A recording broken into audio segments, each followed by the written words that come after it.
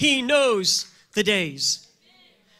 When Job was going through the hardest trial of his life, he had lost his wealth, he had lost his health, and worst of all, he had lost his children.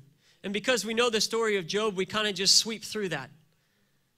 But I want to introduce something to you here today, that in that moment when he was attacked by the enemy had attacked his past through his wealth, through all that he had worked for, through all that he had earned. The enemy had attacked his wealth, had attacked his past. He had attacked his future through the tragic death of his children. They were his future. They were going to be the ones that would extend his name beyond his life. And not only that, but the enemy had attacked his present through his sickness and through his misery and through this trial.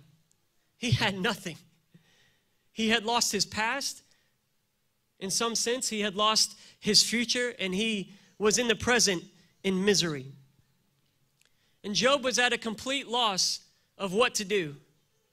But he says this in chapter 23 of Job. He says, "Behold, I go forward, and he is not there, and backward, but I cannot perceive him. When he acts on the left, I cannot behold him. He turns on the right, I cannot see him.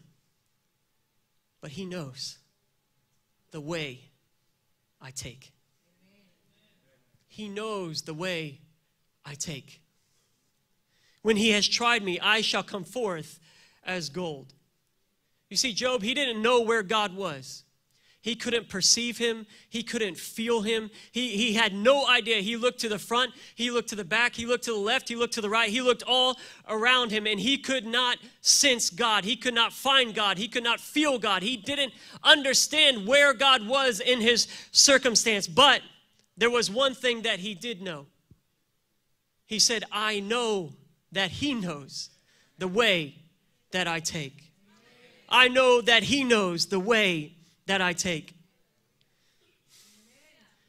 And I want to show you something profound that the Lord showed me through that passage. He knows the way that I take.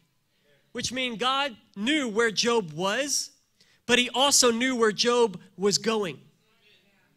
You see, God knows where you're at here today. He knows the trial that you may be facing, the struggle that you may be going through. You may be celebrating here today, and we celebrate with you. But God knows where you're at today, but not only does he know where you are, he knows where you are going.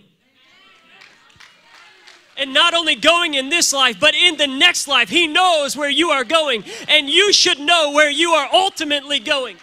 Why? Because he knows the days of the upright. He knows where you are, but he also knows where you're going. And where you're going is to a future.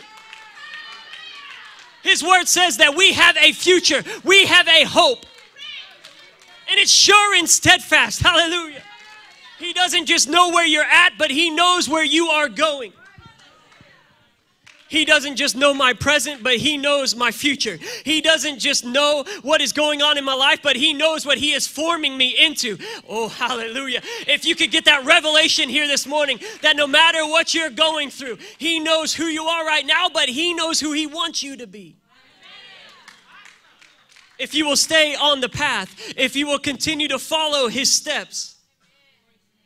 I may not understand it. I may not sense him right now. I may not understand what's going on in my life. I may not even feel his presence this morning. There may be some of you that have been in this church for a long time, and you sat through that worship service, and you're like, "What are you talking about, preacher? I didn't feel anything."